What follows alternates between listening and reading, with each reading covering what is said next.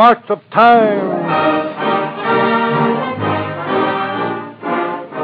Time, the weekly news magazine, takes you to the news fronts of the world. China. How free Japanese are fighting against their homeland. Germany. The story behind the photographs of one of the war's strangest episodes. Washington. Is 60 million jobs an empty slogan or a real post-war possibility? Detroit. Who is to blame for lagging war production, labor, or management? Stand by for the March of Time.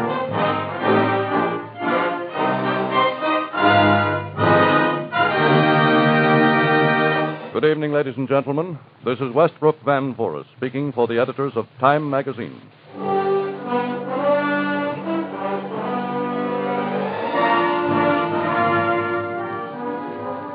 This week, while American forces were hacking a continent-wide boulevard into Germany, U.S. Army authorities announced a lesser but also important victory in the back streets of Paris.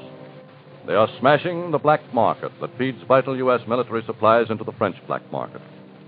Worst offenders are among several gangs of U.S. Army deserters. These men face death as punishment, not for stealing, but for desertion. And several dozen have already been executed in France. Some have been killed resisting arrest. Among the latter were members of the Walter Gang who operated in Paris. This week's issue of Life, sister magazine to Time, publishes a report on the breakup of the Walter Gang by life photographer David Sherman, who made step-by-step photographs as the Army tracked down the gang. This is how David Sherman tells the story in photographs and facts. The case of the Walter Gang began in Paris when an American officer found some Army trucks in an out-of-the-way garage. Some French civilians asked him, "When does the sale of gas begin?" He became suspicious and promptly telephoned the Army's Criminal Investigation Division. I accompanied the two agents they sent to the garage to investigate further.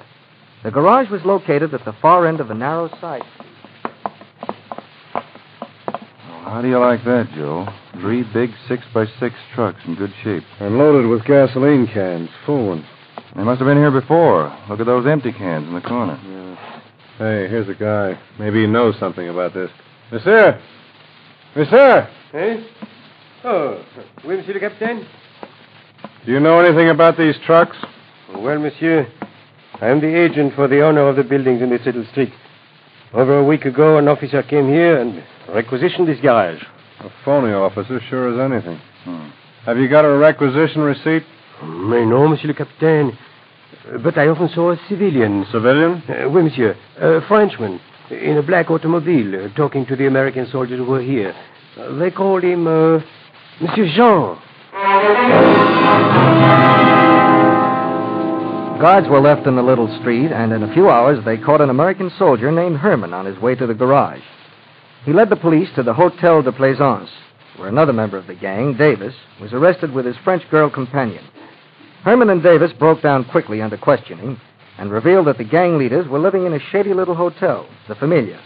I went along with the raiding party. We got the front door covered, Joe? Yeah. There are lights in the kitchen. We'll work here from the back. Okay. Here we go. All right, men. Come out quietly. We've got you surrounded. They're firing at us. Let them have it. Two guys jumping from a window. There's one down. The other got away. Yeah, here comes another. Close in on him.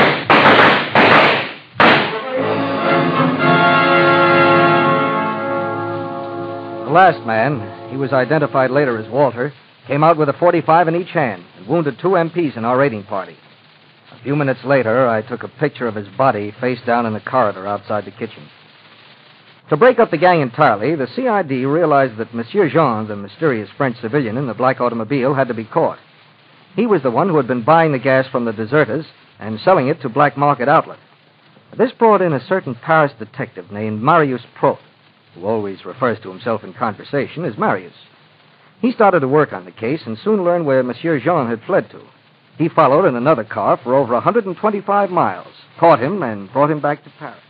So, Monsieur Jean, Marius knows you now. Well, monsieur, Your real name is Oudard, and you have served a 10-year sentence at hard labor for murder. And now you have been buying American Army gasoline from the Walter Gang. I deny it. I accuse you of false arrest. Marius is not impressed, Monsieur Jean. Here in prison, we have 2 men who will identify you. Their names are Herman and Davis. Now do you accuse me of false arrest? While the Walter gang has now been liquidated, other gangs will be operating to some extent as long as goods are scarce in France and American Army deserters are on the loose. But these instances of criminality among American soldiers need not disturb the home folks unduly. There are only some 2,500 real deserters out of the millions of American soldiers in Europe. This is the smallest percentage of deserters at any moment in the entire history of our Army.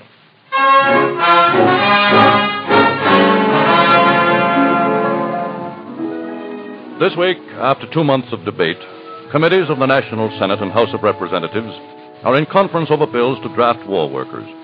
These bills are not the strong manpower draft requested by President Roosevelt earlier this year. For high in many a congressman's mind, as in many a citizen's too, is this question. Are we really short of war workers, or are there other reasons for retarded war production? In Detroit, top arsenal city of the U.S. and scene of a recent outbreak of strikes, labor believes there are other reasons. So does management.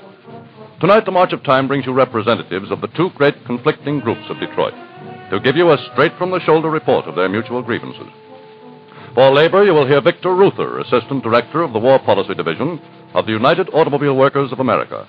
Mr. Ruther will speak to you from Detroit. Come in, Detroit. Go ahead, Victor Ruther. Detroit's 500,000 war workers have been producing a major share of United Nations armaments for more than 3 years. And now along comes the Automobile Manufacturers Association and tells the Meade Committee that Detroit labor is not doing its part.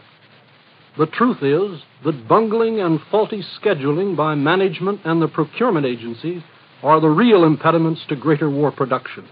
The union pointed out to the Meade Committee that the General Motors Chevrolet Forge plant, the largest of its kind in the nation, is working at only 60% of capacity, despite the dire need for shell forgings. At the steel hammer plant at Dodge Forge, there is unused capacity capable of turning out 20,500 75-millimeter shells a day. At the Detroit Fisher 37 plant, which produces stampings for bombers, there was a 40% layoff during the last 3 weeks in February. At the Ford foundry, the working force since January 1944 has been slashed from 14,400 to 10,200. In addition, managements in their haste to get the jump on profitable peace production have taken skilled men off war jobs and put them to work designing stoves, bicycles, kiddie cars, and scooters. To correct some of these things, the union proposed transfers for skilled workers without loss of their seniority. We proposed giving war jobs to the thousands of unemployed women and Negro workers. We urged institution of a genuine checkup of labor utilization in the war plants. We proposed correction of substandard wage conditions to attract workers to foundries and called for termination of labor hoarding by management. Detroit war production record is unequal. However, labor knows this record can and must be improved. We gave the Meade Committee concrete illustrations of war production deficiencies, and we proposed concrete remedies.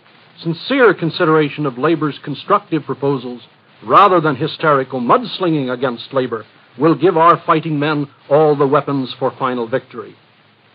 Thank you, Victor Ruther. And now the March of Time takes you to Washington to hear Detroit's management side of the debate from George Romney, Managing Director of the Automotive Council for War Production. Come in, Washington. Go ahead, George Romney. All loyal Americans want the war won quickly. Automotive workers are no exception. Most of them desire to do more work and produce more weapons. But this desire is being thwarted by an unrestrained minority of workers, stewards, and union representatives. CIO's political, economic, and social power now exceeds that of any private organization in our country's history. Abuse of this power has reduced automotive industry production efficiency by from 25 to 50%.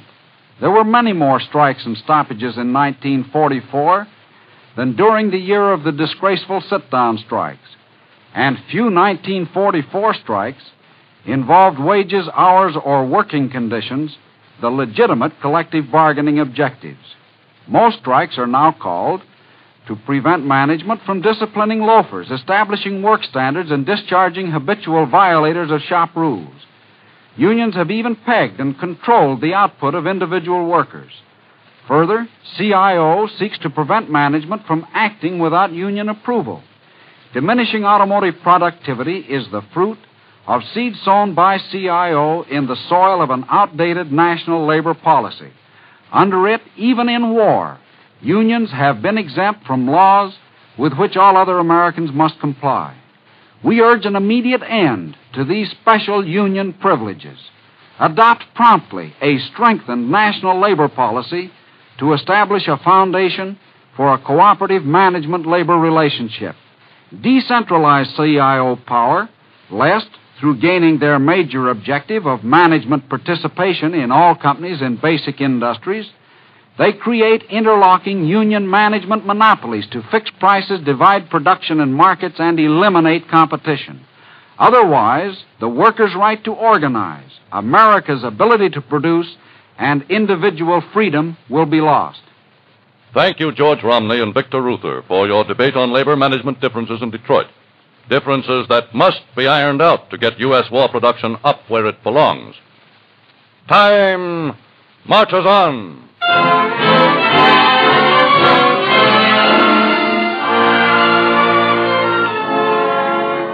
5 weeks from now, at least 44 nations will meet in San Francisco to discuss and act on plans for world organization. The plans are popularly known as the Dumbarton-Oaks proposals, drawn in a preliminary meeting last fall at a famed estate in Washington, D.C. called Dumbarton-Oaks. For several weeks, the U.S. State Department has been sending its top men out before the country by press, radio, and motion pictures in an unprecedented effort to educate every U.S. man, woman, and adolescent to the importance and meaning of Dumbarton-Oaks. A few days ago, 7 members of the League of Women Voters of Chattanooga, Tennessee, decided to test public understanding of Dumbarton-Oaks, went into the streets of their city, and asked this question of 98 individuals. What do you think of Dumbarton-Oaks? Answered a lawyer. If we take part in war, we should take part in peace. Answered a young girl. Dumbarton-Oaks? Oh, I don't know. We're strangers in town. A minister. There never will be a better plan. Replied a middle-aged woman. Well, I live in Georgia, so, I don't know. Answered a stenographer. I don't eat anything but shredded wheat. Declared an army captain. I think Dumbarton-Oaks is a pretty good thing. A schoolgirl. Who?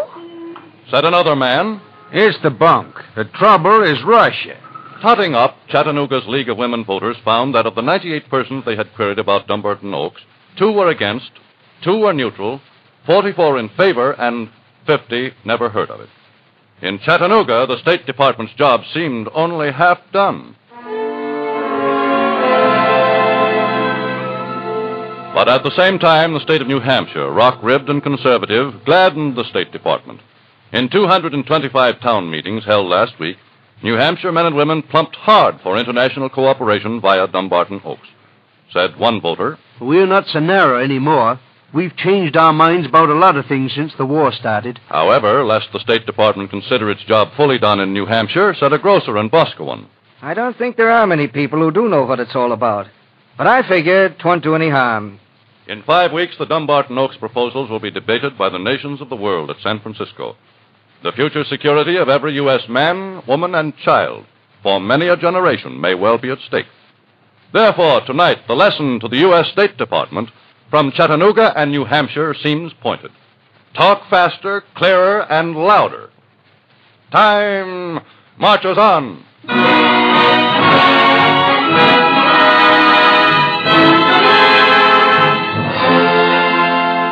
This week, many a businessman turned the pages of Time may well have stopped to ponder a report about Russia.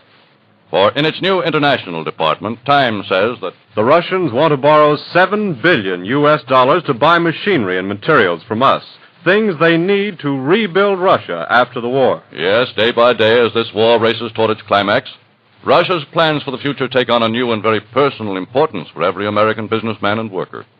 And so this week, to bring to the more than 1 million American families who read Time an even better understanding of Russia, not only as a military ally, but as a great post-war customer of the United States, Time has set up a permanent news bureau in Moscow. To head this new editorial office, Time has flown one of its most knowledgeable reporters to Moscow. Craig Thompson, a veteran correspondent, who has worked for 20 years at home and abroad for U.S. newspapers.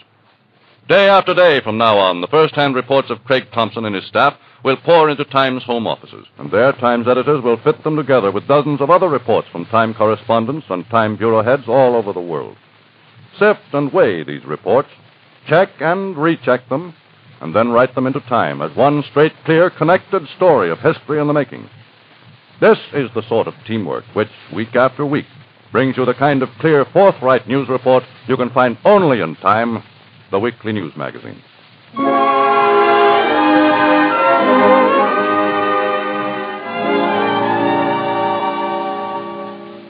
To some Americans, it may come as a surprise that all good Japs are not dead ones.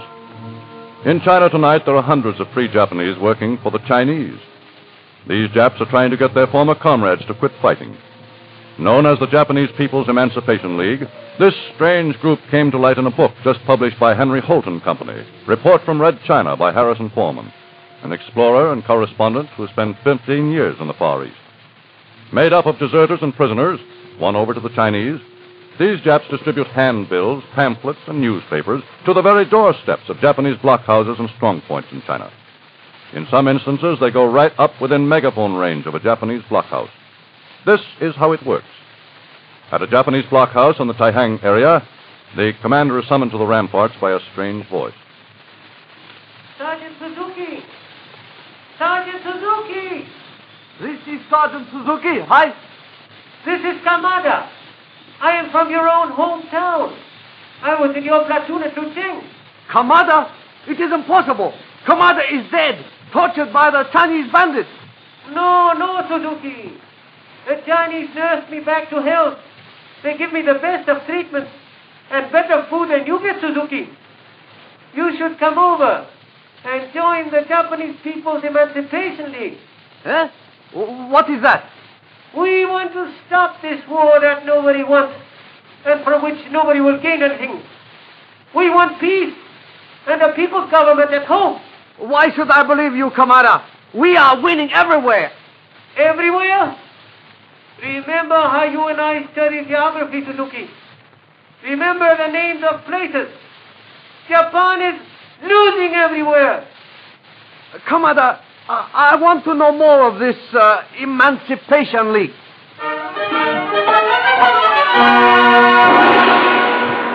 But an even better method used by the good Japs to demoralize Japs fighting Chinese is telephone tapping. Contact may be established with a whole network of strong points. One Kobayashi set up a telephone set on New Year's Eve, then waited in the dark for a helper to cut into the Jap phone system. Then Kobayashi cranked his set. Hello? Hello? Is this Corporal Katayama? Hi? Who is this? I just called to wish you a Happy New Year. Thank you. Though it isn't a happy one, is it? These North China winters are cold. By the way, is this headquarters? No, this is Kobayashi, a member of the Japanese People's Emancipation League. Hello? Are you there? Aye, but I do not wish to talk to you. Tell me, how did you like the gift bags we sent you for New Year's? Did you send them? Yes. What is the matter? Our lieutenant was wild when he heard about them. He said they were poison. We made some Chinese taste them first. But you know, I am not supposed to talk to you. But Katayama, this is New Year's Eve, and you and I are homesick for our loved ones at home. And when shall we ever see them again? When all of you come over to our side and join the Japanese People's Emancipation League, then we will stop this war and go home. But they tell us you are traitors. Katayama, when I was wounded, I wanted to commit suicide as the only honorable thing I could do. But I was wounded too badly. The Chinese saved my life, even offered me my freedom. But then I began to realize what they were fighting for. Shh, don't... Someone is coming. I'll have to ring off. But call me again, Kobayashi, and tell me more about this Japanese People's Emancipation League.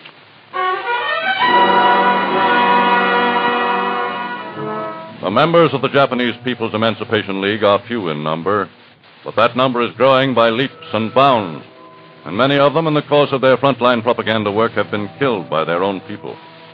But their program is ambitious, writes Harrison Foreman. It urges Japanese soldiers to demand an immediate end of the war, to overthrow and punish the militarists and to establish a democracy in Japan. Of the Emperor's fate, says League Director Susumu Okano, The Emperor is still too much of a godlike figure to a good many Japanese for us to shout, "Down with the Emperor," at this moment. But the militarists are forcing the Emperor to shoulder full responsibility for the war. When the war is lost, he must bear the blame. Japan would be much better without an emperor, as in America. time marches on.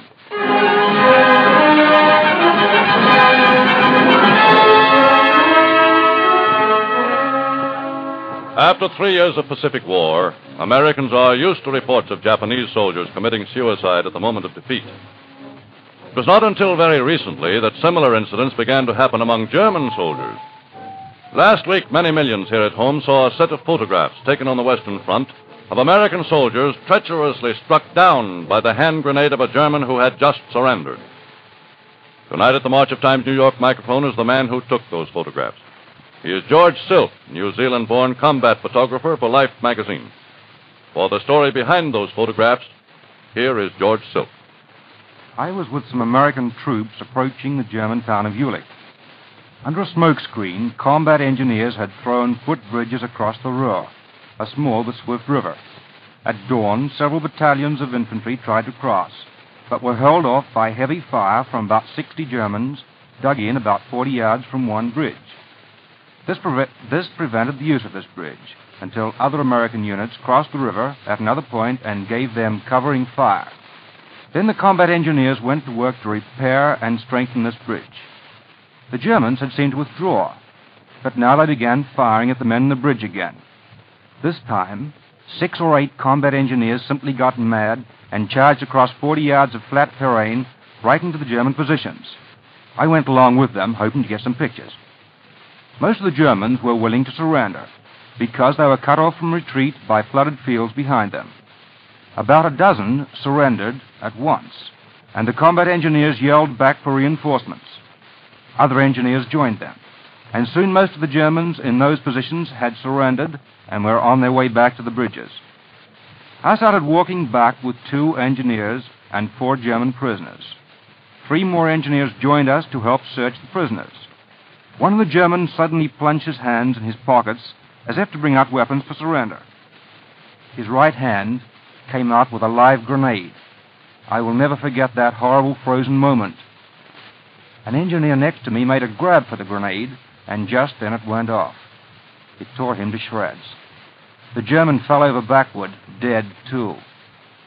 Of the remaining German prisoners in that group, 2 were killed and 1 wounded. Shrapnel also killed another American and wounded 3. I got a piece in my right leg.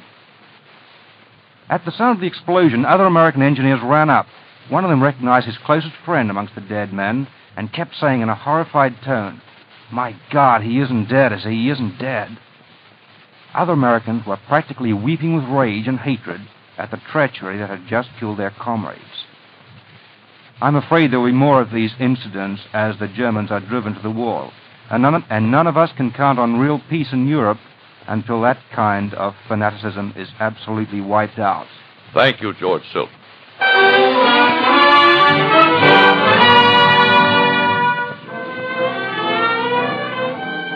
Biggest home front problem confronting the U.S. is post-war jobs. Primarily up to U.S. business enterprise and government to solve, it affects every U.S. civilian worker and his dependents. After victory, how many jobs will there be? Can we avoid peacetime unemployment? The goal was set during last fall's election campaign by candidate Franklin D. Roosevelt. To assure the full realization of the right to a useful and remunerative employment, an adequate program must provide America with close to 60 million jobs. Jobs for all. 60 million jobs became the battle cry of incoming Secretary of Commerce Henry A. Wallace. A few days ago, the slogan was taken up by Fred M. Vinson, new Federal Loan Administrator. Said he, "When peace comes, I will make every effort to see that the resources of our lending agencies are made available to assist American business in the task of attaining the President's goal of 60 million jobs." 60 million jobs. Well, why not? The first question, can U.S. government and industry provide 60 million jobs? Predicts the American Federation of Labor. Private business, 52 million. Federal, state, and local government employees, 5 million. Armed services, 2.5 million. Temporarily unemployed, 1 million. Total, 60.5 million. Agrees Beardsley Rummel of Pay-As-You-Go fame. It is reasonable to expect that American private business will provide 54 to 56 million jobs after the war. Government and military services will add enough jobs to attain the goal of 60 million.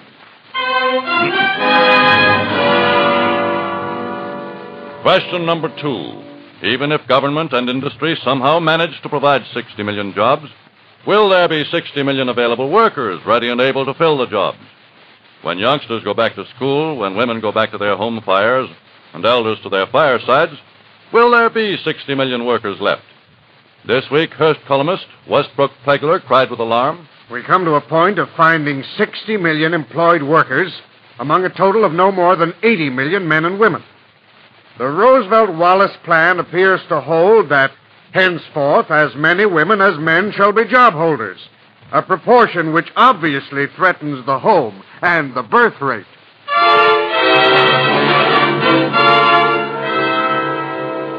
This week, two leading spokesmen for government and labor, the March of Time posed this question. Will there be 60 million workers? Replied the Congress of Industrial Organizations. We are not interested in statistical quibbles as to the exact number of jobs necessary for full employment, but only that no American should be deprived of the right to earn a decent living. But the name most closely linked to the 60 million job slogan is that of Henry Wallace. Today, to the March of Time, said Mr. Wallace, after the war, there will be 100 million Americans in the productive ages, of whom approximately 60 million will want employment. Except for normal governmental functions, these job opportunities should be provided by and through private enterprise. However, government must assume responsibility for assuring business expansion and development so that future periods of prosperity do not again end in depressions. Sharing responsibility by business and government licked the production problem in the war. It can do the same in peace.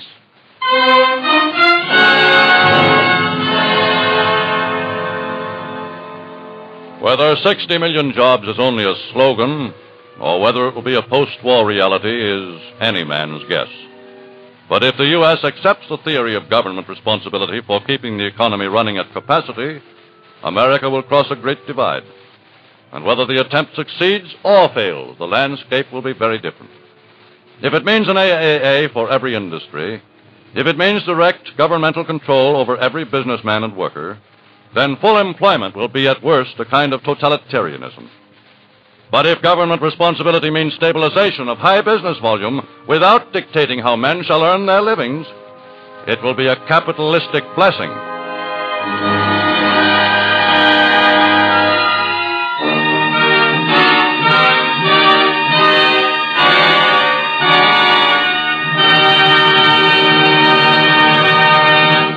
Time marches on.